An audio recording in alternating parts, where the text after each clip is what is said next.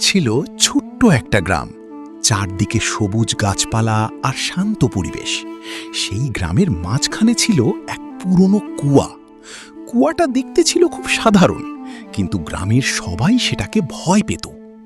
লোকজন বলতো এই কুয়াটা নাকি রহস্যময়, রাতে এর ভেতর থেকে অদ্ভুত আওয়াজ আসে। কেউ কখনো রাতে ওই কুয়ার কাছে যেত না। গ্রামের এক সাহসী ছেলে ছিল, তার নাম রবি। সে এসব ভূতের গল্পে বিশ্বাস করত না। একদিন সে ভাবল, আমি নিজেই দেখে আসব আসল রহস্যটা কি। সেই রাতেই সবাই ঘুমিয়ে পড়ার পর রবি চুপি চুপি কুয়ার কাছে গেল। চারপাশে তখন নিস্তব্ধতা, হালকা ঠান্ডা বাতাস বইছে। হঠাৎ খস খস গু। রবি একটু ভয় পেলেও সাহস করে কুয়ার ভেতরে তাকালো, কিন্তু কিছুই দেখতে পেল না। তখন সে একটা ছোট পাথর কুয়ার ভেতরে ফেলল। ঢপ।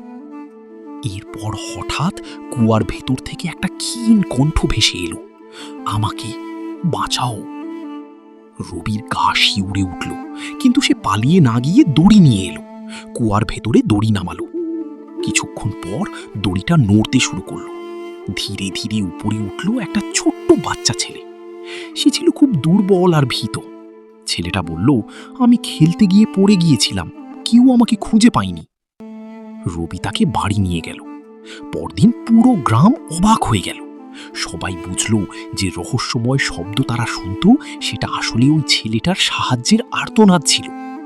সেই দিন থেকে গ্রামের মানুষ আর কুয়াকে ভয় পেল না, বরং কুয়াটা পরিষ্কার করে তার চারপাশে বেড়া দিল, যেন আর কেউ পড়ে না যায়।